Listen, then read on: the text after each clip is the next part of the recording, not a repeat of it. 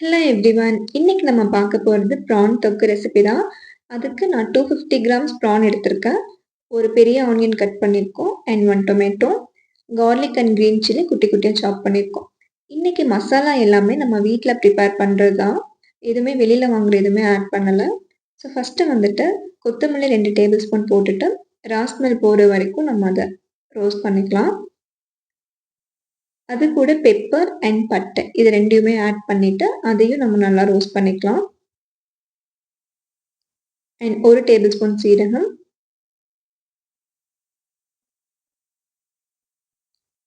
லாஸ்ட்டா வந்துட்டு ஸ்பைசஸும் ஆட் பண்ணிக்கலாம். பிரியாணி லீஃப், அதுக்கப்புறம் கிராம்பு 1 அந்த மாரி ஆட் பண்ணிட்டு, நல்லா ரா ஸ்மெல் போற வரைக்கும் குக் பண்ணி எடுத்துக்கோங்க. இது ஆறுனதுக்கு அப்புறமா மிக்ஸி ஜார்க்கு மாத்திட்டு, பவுடரா நம்ம வந்து இத கிரைண்ட் பண்ணி வச்சுக்கலாம். அண்ட் அடுத்த பேஸ்ட் வந்து ரெடி பண்றதுக்கான வேலை இது. ஒரு கடாயில ஆனியன், அதுக்கப்புறம் டொமேட்டோ இது 2யுமே வந்து நல்லா நம்ம குக் பண்ணி அத பேஸ்ட் பண்ணணும். அதுதான். ஸோ அதுக்கு ஃபர்ஸ்ட்டு கொஞ்சமா ஆயில் சேர்த்துட்டு, கட் பண்ணி வச்சிருக்க அந்த பெரிய ஆனியன் இருக்கு இல்லையா? அத ஆட் பண்ணிட்டு, இத நல்லா குக் பண்ணணும். ஆனியன் அண்ட் டொமேட்டோ வந்து அந்த பச்சை வாசனை போற வரைக்கும் நம்ம குக் பண்ணணும். அப்பதான் வந்து நம்மளோட ரெசிபிக்கு வந்து அவ்ளோ டேஸ்ட் குடுக்கும்.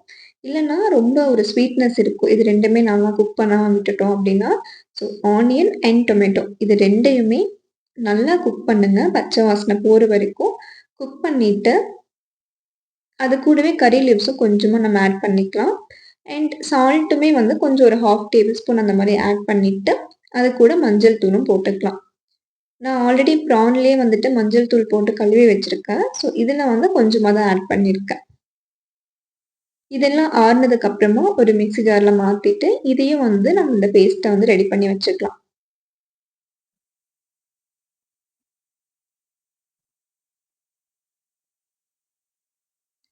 இது நம்ம வீட்ல எவ்வளோ பேர் இருக்கோ அதுக்கு தகுந்த மாதிரி ஆட் பண்ணுங்க. நான் இப்ப செய்ற குவான்டிட்டி வந்துட்டு 2 பேருக்கு. ஸோ நான் 1 டொமேட்டோ, 1 பெரிய ஆனியன் எடுத்திருக்கேன். உங்களுக்கு குவான்டிட்டி நெறையா இருக்கு அப்படின்றப்போ, நீங்க அதுக்கு தகுந்த மாதிரி இதையும் அட்ஜஸ்ட் பண்ணிக்கோங்க. இப்ப நம்ம ப்ரான் தொக்கு செய்ய ரெடி ஆயாச்சு. ஸோ ஒரு கடாயில ஆயில் விட்டுட்டு, அது கூட டைரக்ட்டா நம்ம வந்துட்டு கார்லிக் அண்ட் கிரீன் சில்லி குட்டி குட்டியா கட் பண்ணி வச்சிருக்கோம் இல்லையா? அதையும் ஆட் பண்ணிட்டு, பச்சை வாசனை போற வரைக்கும் அத நல்லா வணக்கி விட்டுக்கோங்க. இது கூடவே நான் பெரிய ஆனியன குட்டி குட்டியா சாப் பண்ணி வச்சிருக்கேன். அதையும் நான் ஆட் பண்ணிட்டு, அந்த பச்சை வாசனை போற வரைக்கும் அதையும் நல்லா குக் பண்ணிக்கலாம். இது கூட கரி லீவ்ஸும் நம்ம ஆட் பண்ணிக்கலாம். நான்வெஜ் பொறுத்தவரைக்கும் அ கருவேப்பிலை இருக்கு இல்லையா? அது எவ்வளோ யூஸ் பண்றோமோ, அந்த அளவுக்கு அது டேஸ்ட் குடுக்கும். ஸோ இதுக்கும் நீங்க கொஞ்சம் தாராளமாவே யூஸ் பண்ணிக்கலாம். இது கூடவே நான் கொத்தமல்லி இலையையும் சேர்த்துக்கிறேன். நீங்க மின்ட் இருந்தா அதையுமே கூட சேர்த்துக்கோங்க. டேஸ்ட் வந்து அதுவும் நல்லாருக்கும். இதோட பச்சை வாசனை போனதுக்கு அப்புறமா, நம்ம கிளீன் பண்ணி வச்சிருக்க ப்ரானையும் ஆட் பண்ணிக்கலாம். அத மிக்ஸ் பண்ணிட்டு, இதுக்கப்புறமா வந்து நம்ம பவுடர் அரைச்சு வச்சிருக்கோம் இல்லையா? அந்த மசாலா பவுடர். அதையும் இதுல வந்து ஆட் பண்ணிக்கலாம். இத சமைச்சு பார்த்தீங்க அப்டின்னா, நீங்க கண்டிப்பா வெளில எந்த மசாலாவுமே உங்களுக்கு வந்து வாங்க புடிக்காது.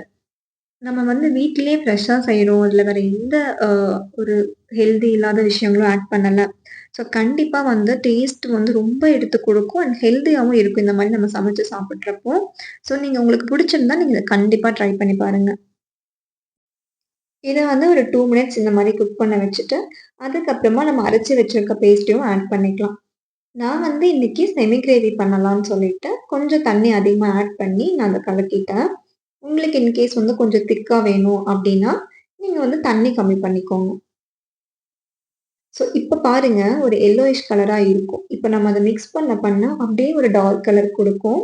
அது பார்க்கவே வந்துட்டு சாப்பிடணுன்ற மாரி ஒரு ஆசைய குடுக்கும்.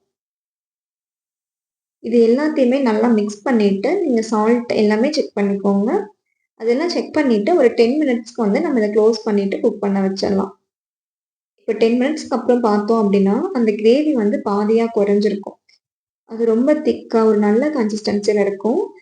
ரைஸ், தோசை, சப்பாத்தி அந்த மாதிரி எல்லாத்துக்குமே வந்து இந்த ரெசிபி ரொம்ப நல்லாருக்கும். உங்களுக்கு பிடிச்சிருந்தா கண்டிப்பா ட்ரை பண்ணுங்க. தேங்க்ஸ் ஃபார் வாட்சிங் கைஸ். உங்களுக்கு இந்த வீடியோ பிடிச்சிருந்தா சப்ஸ்கிரைப் பண்ணுங்க அண்ட் லைக் பண்ணுங்க.